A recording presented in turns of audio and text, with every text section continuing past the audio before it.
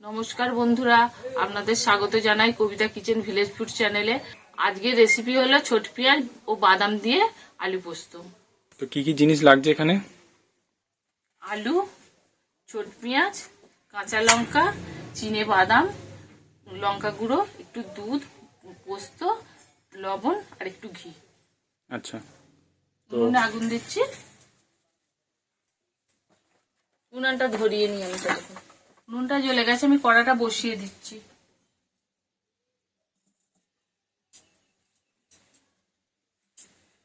আমি সরষের তেল দিচ্ছি।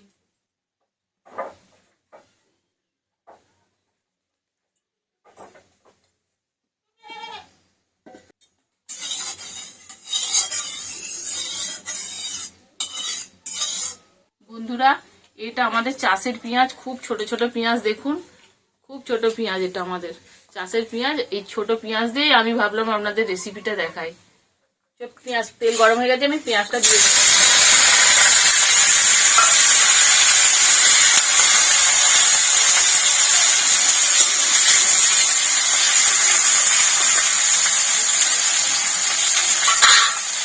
এবার আমি আলুটা দিয়ে দেবো।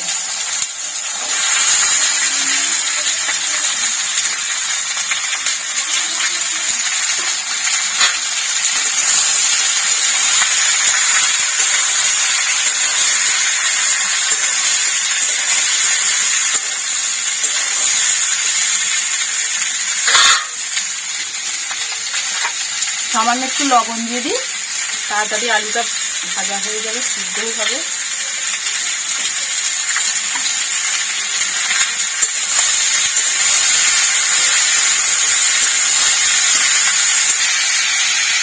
আমি কিন্তু পোস্ততে লঙ্কা গুঁড়ো দিচ্ছি, হলুদ গুঁড়ো দেবো না, হালকা লঙ্কা গুঁড়ো অল্প দিচ্ছি।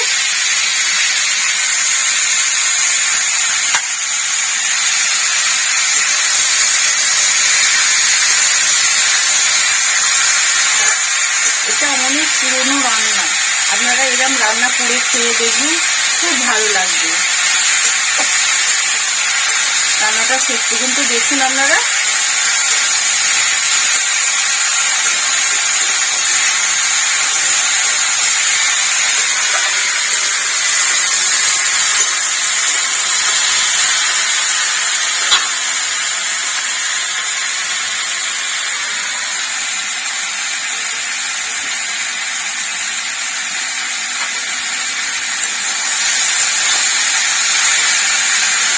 এবার আলুটা আমার ভাজা হয়ে গেছে, এবার জল দিয়ে দিই।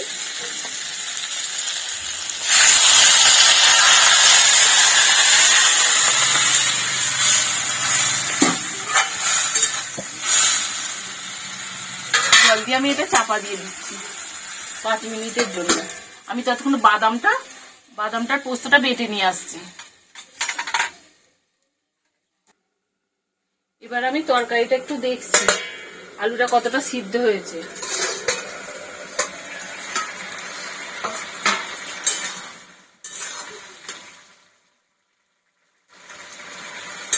আলুটা অনেকটা সিদ্ধ হয়ে গেছে। এবার আমি পোস্ত আর বাদাম মাঠাটা দিয়ে দিচ্ছি। সামান্য একটু জল দিচ্ছি।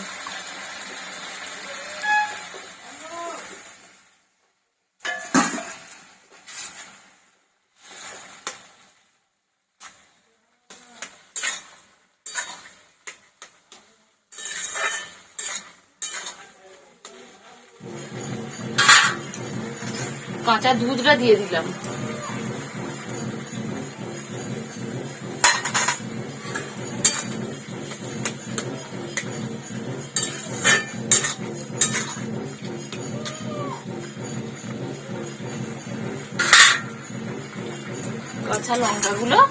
কাঁচা লঙ্কা 4টে দিয়ে দিচ্ছি।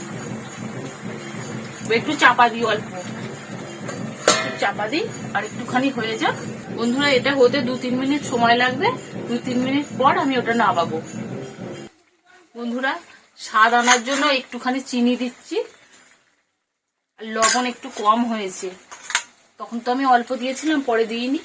একটু লবণ দিয়ে দিচ্ছি।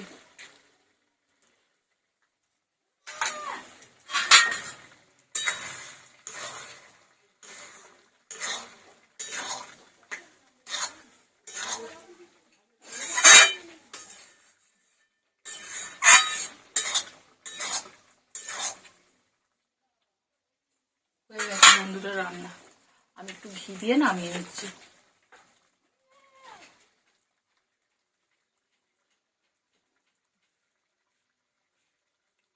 এক চামচ ঘি দিলে এবার আমি নামিয়ে নিচ্ছি।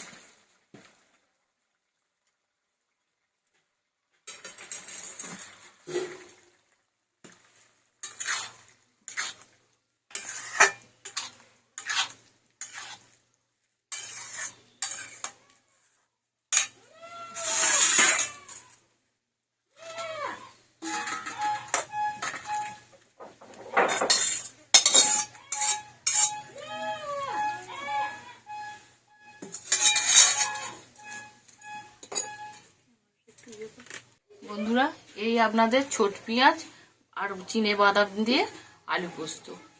আপনারা এরকম করে বাড়িতে তৈরি করে দেখুন, খুব ভালো লাগবে।